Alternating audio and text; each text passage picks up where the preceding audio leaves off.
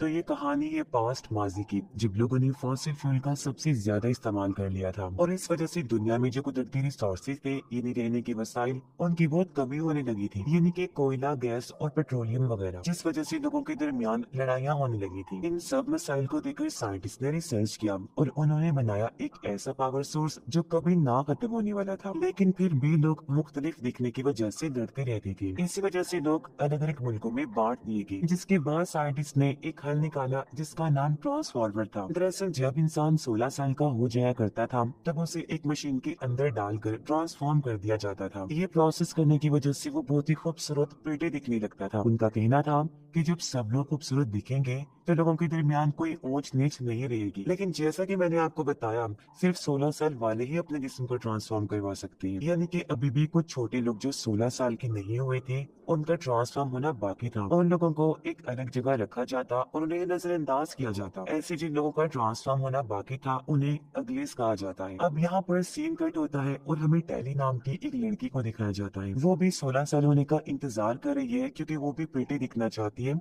और अपने पुराने घर को छोड़कर शहर जाना चाहती है। शहर में इस वक्त वही लोग रह सकते हैं जो ट्रांसफॉर्म हो चुके हैं, यानी कि जो लोग खूबसूरत हैं, प्रीति हैं। रात के वक्त टेडी अपनी दोस्त से मिलने के लिए जाती है। दरअसल ये दोनों रात को मिलते और शहर में लोग क्या कर रहे हैं, कैसे एंजॉय कर रहे हैं, ये सब देखती थी। दोनों को भी शहर के अंदर जाने का बहुत शौक था, इसलिए ये भी 16 साल होने का इंतजार कर रही थी। वैसे इस वक्त टेडी को 16 साल होने में 3 महीने बाकी थे, लेकिन उसका दोस्त 16 साल का पूरा हो चुका था, इसीलिए वो अगले दिन ट्रांसफॉर्म के लिए जाने वाला था। टेडी उससे कहती है कि ट्रांसफॉर्म होने के बाद मुझे भूल मत जाना। इस पर उसने कहा कि मैं तुम्हारा इंतजार करूंगा। अगली सुबह सब लोग हॉल के अंदर जाकर बैठ जाते हैं, क्योंकि आज उन लोगों का ट्रांसफॉर्म होने वाला था। इन सब की इंचार्ज भी वहाँ आई, जो सबको नए शहर की जिंदगी दे रही है। उसके दोस्त को जब चुना गया तो वो ट्रांसफॉर्म होने के लिए चला जाता है, लेकिन उसके बाद डैनी का दिल बिल्कुल नहीं लग रहा था। डैनी अपने दोस्त को काफी बार मैसेज करती है, लेकिन उसका दोस्त कोई जवाब नहीं देता। तब वो उसे मिलने के लिए बेताब थी, इसलिए वो किसी भी चीज की परवाह किए बगैर शहर के अंदर चली जाती है, जहाँ उसे गलती से एक मास्क मिल गया।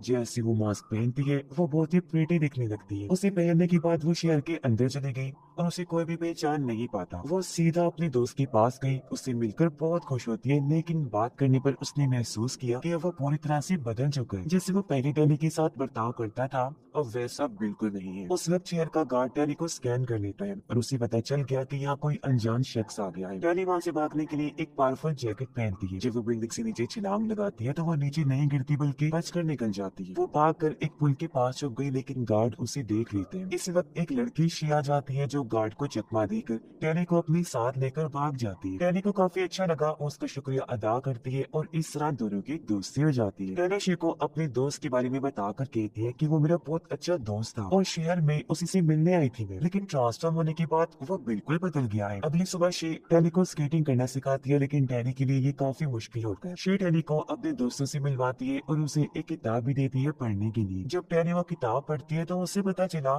कि दुनिया के बाहर भी एक और दुनिया है, लेकिन डैनी को अब यकीन नहीं होता। शियो से बताती है कि दुनिया के बाहर भी सच में एक जगह है जिसे लोग स्मोक कहते हैं। डेविड नाम का एक इंसान है जो हमें स्मोक तक ले जा सकता है और वहाँ वो अपनी जिंदगी खुलकर जी सकते हैं। लेकिन इन सब बातों को सुनने के बाद भी डैनी को यकीन नहीं होता। उसका मानना था कि इस दुनिया के अलावा कोई और दुनिया नहीं है, लेकिन फिर शे डैनी को लेकर बाहर आ जाती है। ये लोग अपनी रिंग उतार देती है ताकि इन्हें ट्रैप न किया जा सके। शे उसे उस दुनिया में ले जाती है जो अब तबाह हो चुकी है। ये दुनिया अब रहने के लायक बिल्कुल भी नहीं है। वो डैनी को कहती है कि अगर तुम हमारे साथ चलना चाहो तो तुम भी आ सकती हो। तुम्हें एक बेहतरीन दुनिया मिलेगी जो कि बहुत ही अच्छी जगह है। वहाँ पर कोई भेदभाव नहीं होता, कोई भी इंसान चाहे कैसा भी हो वहाँ आराम से रह सकता है। मैं डेविड के साथ स्मोक में रहने जा रही हूँ और मुझे उनका हिस्सा बनकर बहुत खुशी महसूस होगी। अगर तुम्हारा कभी दिल करे हमारे पास आने का तो तुम इस एड्रेस पर आ सकती हो, मैं तुम्हें स्मोक में ही मिलूंगी। ये कहकर वो उसे कार्ड देते हुए वहाँ से जाने लगती है। डैनी नहीं चाहती थी कि शे वहाँ से चली जाए, लेकिन इन दोनों के रास्ते अलग हो गई थी। डैनी को यहाँ रहकर प्रीटी बनना था, जबकि शे को अपनी आजादी वाली जिंदगी जीनी थी। इसी वजह से शे वहाँ से चली गई और वो दिन भी आ गया था जब डैनी का ट्रांसफॉर्मेशन होने वाला था। एक एक करके सब लोग ट्रांसफॉर्मेशन के लिए अंदर चले गए, लेकिन डैनी का नंबर नहीं आया क्योंकि उसे रोक लिया गया था। वहाँ की इंचार्ज टैनी से मुलाकात करना चाहती थी। उसने टैनी को अपने पास बुलाया और कहा कि शी जो तुम्हारी दोस्त थी हमारे यहाँ से गायब है और मुझे लगता है कि तुम्हें मालूम है कि वो कहाँ गई है। टैनी झूठ बोलने की कोशिश करती है लेकिन मशीन उसे पकड़ लेती है। इंचार्ज कहती है कि जब तक तुम हमें शी के बारे में नहीं बताओगी तुम्हारे ट्रांसफॉर्मेशन में नहीं होने दूंगी। और टैनी को दोबारा पुराने घर भेज दिया गया। एक दिन टैनी का दोस्त खुद उससे मिलने आया। उसे कहता है कि मैं चाहता हूँ कि हम दोनों मिलकर शहर में एक साथ रहें। ये तभी मुमकिन है जब तुम इंचार्ज को शहर के बारे में बता दो। तुम्हें बस इंचार्ज की बात माननी है, फिर तुम भी शहर में आ सकती हो। टैनी मान जाती है और इंचार्ज को सच बताने के लिए तैयार हो जाती है। अब इंचार्ज खुद टैनी को सच बताती है कि बाहर एक आदमी डेविड है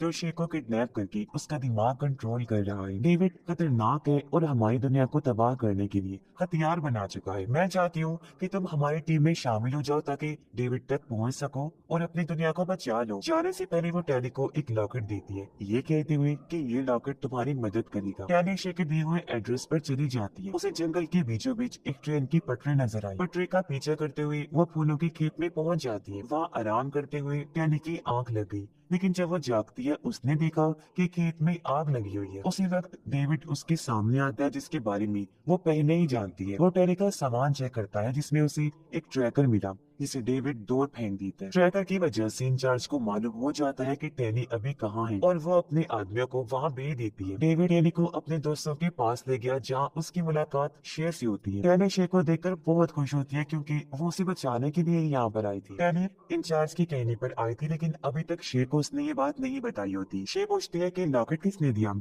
टैनी झूठ बोल देती है कि ये मेरे दोस्त ने दिया। अगले दिन टैनी और टीम एक मिशन पर जाती है जिसमें वो फूल को जलाने वाली थी। टैनी को समझ नहीं आता कि वो क्यों फूलों को जला रही है जबकि वो पावर सोर्स का काम करते हैं। डेविड बताता है कि इंचार्ज ने तुमसे झूठ बोला, ये फूल आसपास के खेतों को बंजर बना रही है इसीलिए हम इन्हें खत्म कर रहे हैं। डेविड और टीम फूलों को जला रही होती है जबकि इंचार्ज की आदमी वहाँ आ जाती है। शे गलती से हेलीकॉप्टर से नीचे गिर जाती है। टैनी अपनी जान पर खेल कर शे को बचा लेती है। इंचार्ज का एक सोल्जर इन लोगों को पकड़ने वाला था लेकिन ये लोग हेलीकॉप्टर में वापस आ जाते हैं। अब सबको लगता है कि ये सब टैनी की वजह से हुआ है, लेकिन जब सबको ये भी पता चला कि टैनी ने शे की जान बचाई, वो भी अपनी जान को जोखिम में डालकर, तो वो लोग टैनी पर भरोसा करने लगते हैं। अब सब लोग टैनी को अपनी टीम में शामिल कर लेते हैं और उसे स्मॉक ले जाते हैं। वहाँ टैनी पहली बार तरक्की याफ्ता दुनिया देखती है। वहाँ बहुत से लोग अपनी मर्जी के मालिक थे, उन्हें सिर्फ काम करना होता था ताकि उन्हें खाना और पानी मिल सके। टैनी को वहाँ काफी दिन हो गए थे। फिर एक दिन शे उससे पूछती है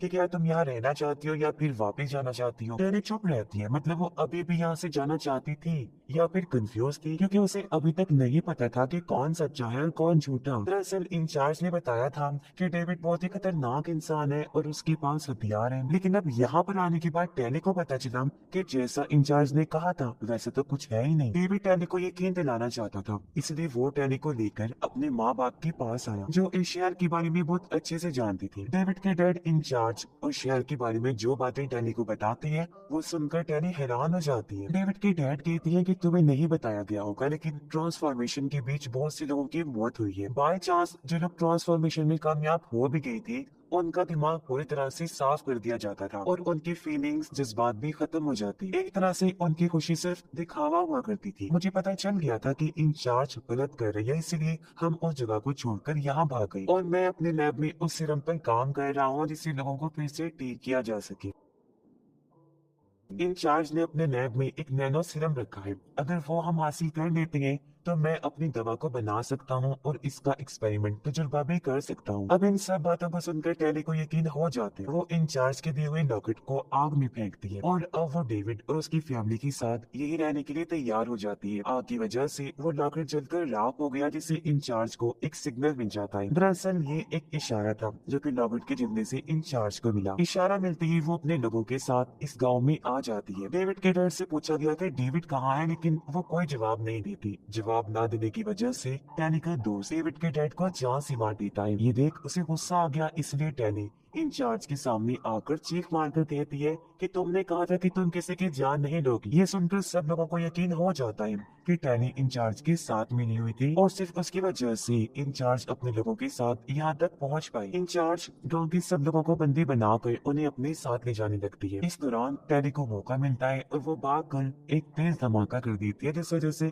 डेविड को भी भागने का मौका मिल जाता है। अब डेविड के जितने भी लोग थे, इंचार्ज उन्हें उठाकर अपने साथ ले जाती है। जब टैनी डेविड के पास आई, डेविड उस पर बहुत गुस्सा होता है, लेकिन टैनी बताती है कि जो भी हुआ वो अनजाने में हुआ, मैं ऐसा कुछ भी नहीं चाहती थी, मैं तो अब खुद इस गांव में रहने के लिए तैयार हो गई थी, मैं अब भी तुम्हारे साथ हूँ और तुम्हारे लोगों को बचाने के लिए तैयार हूँ। टैनी अब डेविड को लेकर शहर के अंदर चली जाती है। वो पहले भी शहर में आ चुकी थी, इसीलिए उसे रास्ते का अच्छे से पता था। अंदर जाने के बाद टैनी और डेविड सब लोगों को आजाद करवाते और उन्हें बाहर ले जाती है। लेकिन जब टैनी की नजर शे पर पड़ती है तो उसे पता चलता है कि शे को ट्रांसफॉर्म कर दिया गया है। शे पूरी तरह से बदल चुकी है और उसे अब इस नए रूप में बहुत अच्छा लग रहा था। इसी वक्त यहाँ इंचार्ज आ गई और उन तीनों को उठाकर मशीन के अंदर डाल देती है, क्योंकि वो भी इन लोगों का ट्रांसफॉर्मेशन करना चाहती थी। जैसे मशीन स्टार्ट हुई, उसी वक्त हेलीकॉप्टर से डेविड का दोस्त आ जाता है, जो कि गोलीबारी करने लगा। फायरिंग की वजह से आग लग गई और मशीन क्रैश हो जाता है। मशीन बंद होने की वजह से इन सब लोगों की जान बच जाती है। इस दौरान डेविड की माँ मौका देकर नैनो सीरम को चुरा देती है। जैसे ये लोग भागकर बाहर आते हैं, उनके सामने टैनी का दोस्त आ गया। उसकी लड़ाई डेविड के साथ होने लगती है और वो डेविड को बहुत मारने लगता है। डेविड को बचाने के लिए टैनी बीच में आ जाती है। वो अपने दोस्त को धक्का दे देती है,